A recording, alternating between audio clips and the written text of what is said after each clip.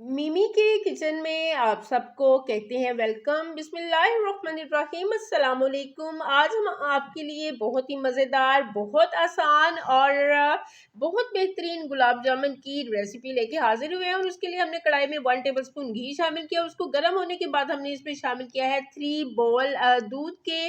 और उसके बाद हमने इसमें शामिल की है सूजी, और सूजी हमने शामिल की है 2 बॉल। छोटा सा ये जो मेरे हाथ में आपको बोल नज़र आ रहा है, इससे मैंने मेजर किया है। और 1 से 1.5 मिनट सिर्फ हम इसको पकाएंगे। सूजी जो है वो दूध को जज़ब कर लेगी। उसके बाद हमने इसको बहुत ज़्यादा पकाना नहीं है, ये सॉफ्ट हो जाएगी और फिर हम इसको उतार लेंगे फ्लेम से।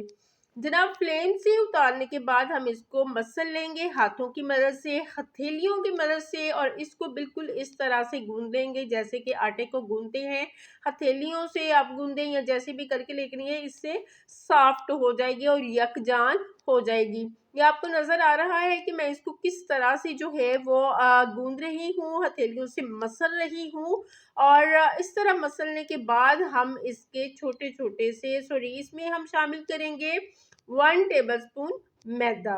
मैदा मैदा 1 टेबलस्पून हम इसमें शामिल करेंगे। और मैदा शामिल करने के बाद हम इसको फिर से कर लेंगे मिक्स, और इसको अच्छे से गूंद लेंगे और इसकी छोटी छोटी सी लोइयां बना लेंगे। आपने बहुत बड़ी लोइयां नहीं बनानी है, बहुत बड़े बॉल्स नहीं बनाने हैं, नॉर्मल साइज के बनाने हैं क्योंकि ये बाद में फूलेंगे भी।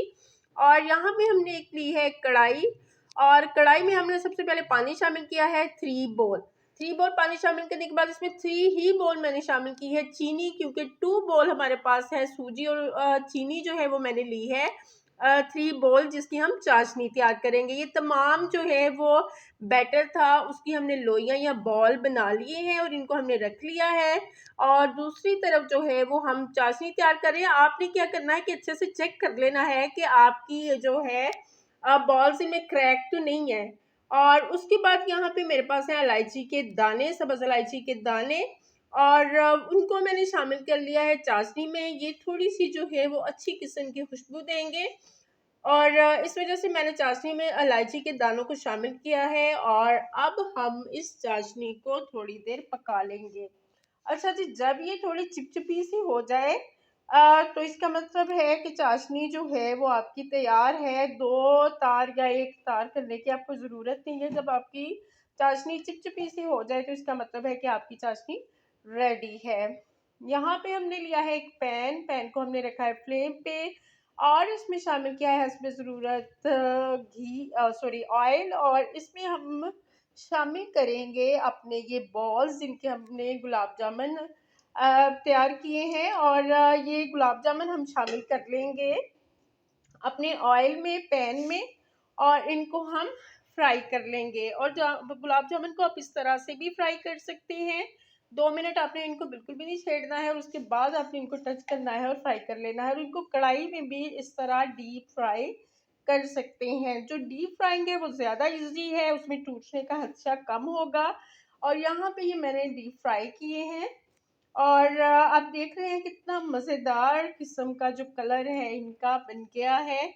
जब आपने इनको उलटते पलटते रहना है ताकि हर हर साइड से जो है ये आपके गुलाब जामुन फ्राई हो जाए। और ये मज़ेदार से हमारे गुलाब जामुन रेडी हैं। और आपसे रिक्वेस्ट है कि अगर वीडियो पसंद आई हो तो इसको लाइक शेयर ज़रूर कर दिया करें, चैनल को सब्सक्राइब करें, और मज़े मज़े की रेसिपीज़ देखने के लिए, सुनने के लिए, जानने के लिए हमारे चैनल के साथ जुड़े रहिए।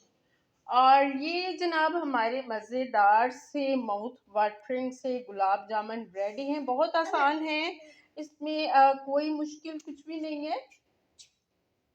किसी तरह की इसमें जो है वो टेंशन नहीं है।